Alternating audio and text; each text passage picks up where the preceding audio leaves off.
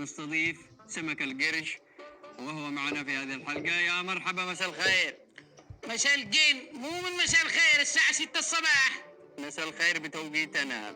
ما دخلي بتوقيتكم. اسمعني، اشرح لنا ايش حصل، ايش اللي خرجك من البحر، ايش تفاصيل ما جرى، وضح لنا ايش حصل لك.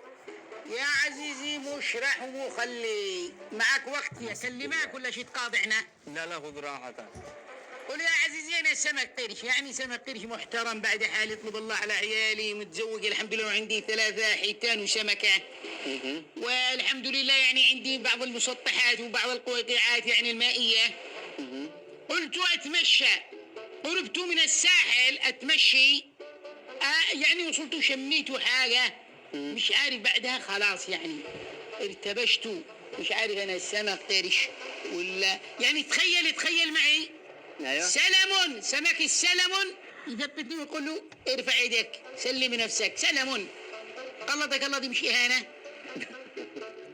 تمام. بعدين يا عزيزي ما دريت بنفسي الا وانا بالساحل العب. انت شفت الفيديو؟ ايوه شوف. ترند، امانه ترند، يعني استفادوا هم من المشاهده، والله ما استفدتوا حاجه. تمام. العب لي مع الاولاد، مش عارف اين اروح، انا اتخبط 3 ايام وانا ضايع. طيب برايك ايش السبب لهذا الموضوع؟ بالنسبه لنا احنا عارفين، نحب بس نتاكد منك، هل في سبب مباشر للحاله اللي حصلت لك؟ قبل السبب انت قلت مش تقاطعنيش، صح ولا لا؟ هذا اتفاقنا.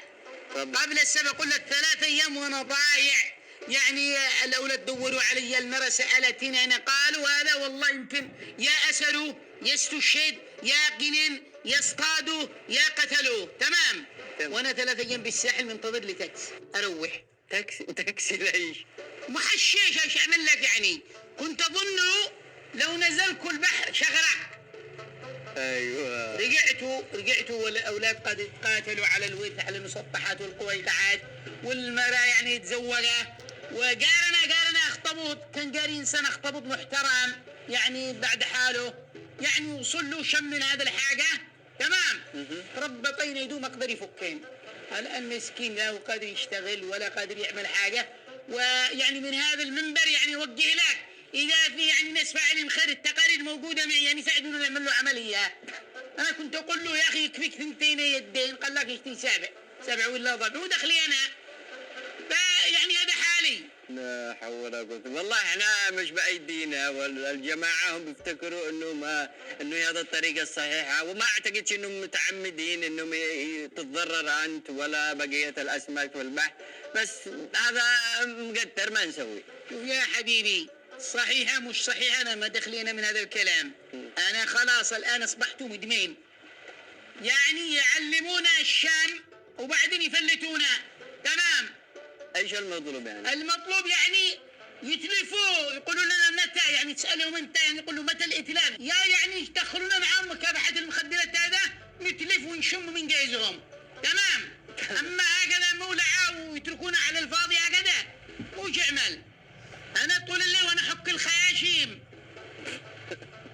لما يعني خلاص صرت مدمن خلاص. ونعمل يا جماعه دحين قل لي انت، يعني عندك معلومات متى شي يتلفوا؟ والله ماليش اي علم. حتى لو شي يتلفوا في مكان مش في البحر بروح انا خلاص.